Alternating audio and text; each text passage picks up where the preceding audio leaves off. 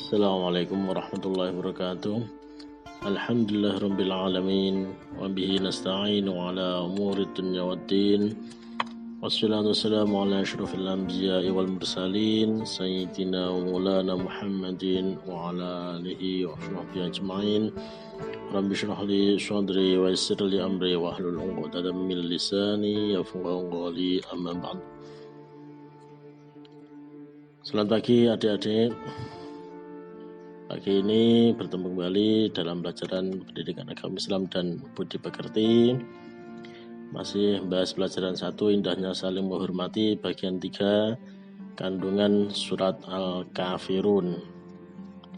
Sebelum pembelajaran kita mulai, mari kita berdoa semoga apa yang kita laksanakan pada pagi hari ini mendapatkan manfaat. Bismillahirrahmanirrahim. Raditu billahi rabban wa bil islami dina wa bi muhammadin nabiyyan wa rasula. Rabbi zidni ilma warzuqni fahma. Amin ya rabbal alamin. Pada 2 pertemuan kemarin kita sudah belajar membaca surat Al-Kafirun dan juga belajar menulis surat Al-Kafirun. Jadi pagi ini kita akan membahas kandungan surat Al-Kafirun. Yang pertama, mari kita membaca surat Al-Kafirun beserta artinya. Bismillahirrahmanirrahim. Qul ya ayyuhal kafirun. Katakanlah Muhammad, wahai orang-orang kafir. La a'budu ma ta'budun. Aku tidak akan menyembah apa yang kamu sembah. Wala antum 'abiduna ma a'bud. Dan kamu bukan penyembah apa yang aku sembah. Wala ana 'abidum ma 'abadtum. Dan aku tidak pernah menjadi penyembah apa yang kamu sembah.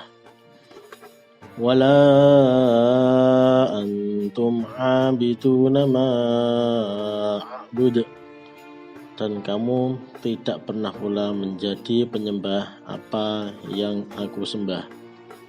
Lakum dinukum waliyadin. Untukmu agamamu dan untukku agamaku.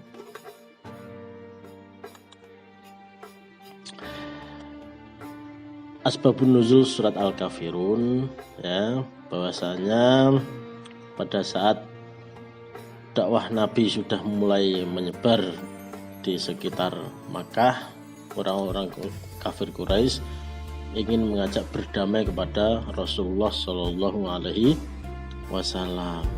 Ya, mereka mengajak Nabi untuk bergantian. Ya, 1 tahun ini mereka mengikuti apa yang dilakukan oleh Nabi.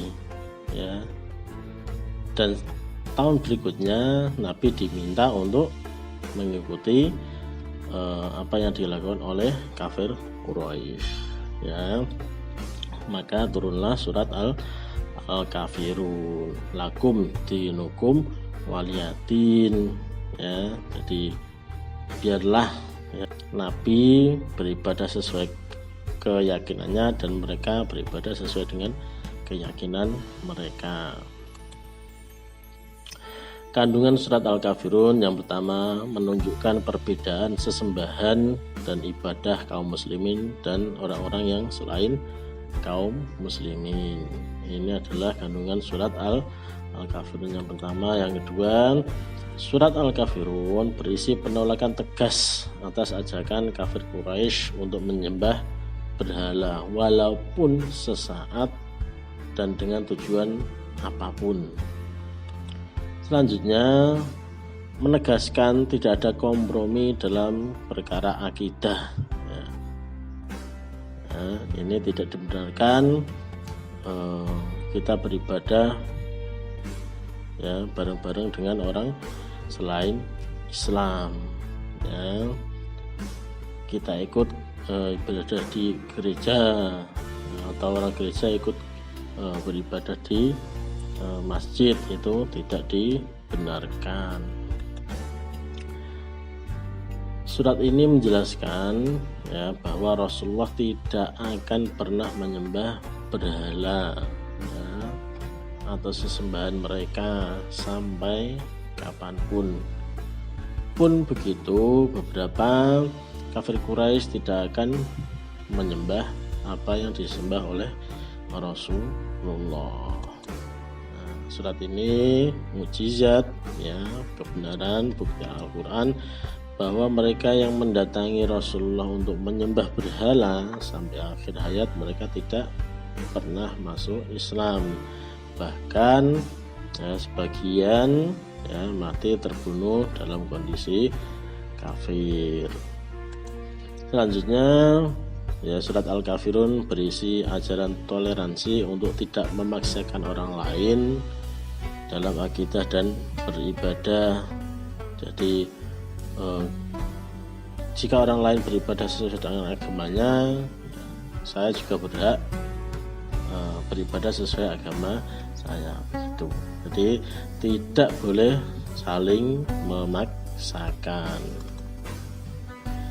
Surat Al-Kafirun ini menjelaskan pupusnya hadapan kaum kafir Quraisy Mekah terhadap dakwah Nabi Muhammad SAW pada saat itu ya, karena Nabi ditekan dengan berbagai cara, tidak bisa, bahkan sampai ancaman pembunuhan pun Nabi tidak mau berhenti untuk berdakwah.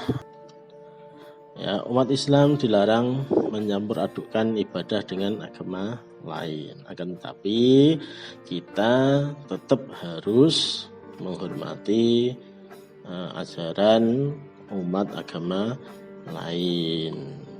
Ya, ini tadi materi terkait dengan kandungan isi dari surat Al-Kafirun. Tugasnya yang pertama, apakah perintah yang terkandung dalam surat Al-Kafirun?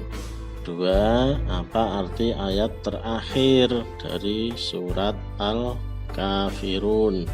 Yang ketiga, siapa yang dimaksud kata Al-Kafirun pada ayat pertama? Ya, silahkan untuk materi dipelajari dengan sebaik-baiknya. Tugasnya nanti dikerjakan dengan sungguh-sungguh.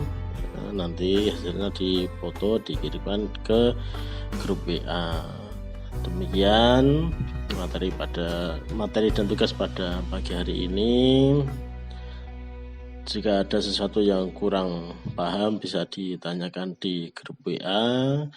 Terima kasih atas kerjasamanya, kurang lebihnya mohon maaf. Akhirul kalam, wassalamualaikum warahmatullahi wabarakatuh.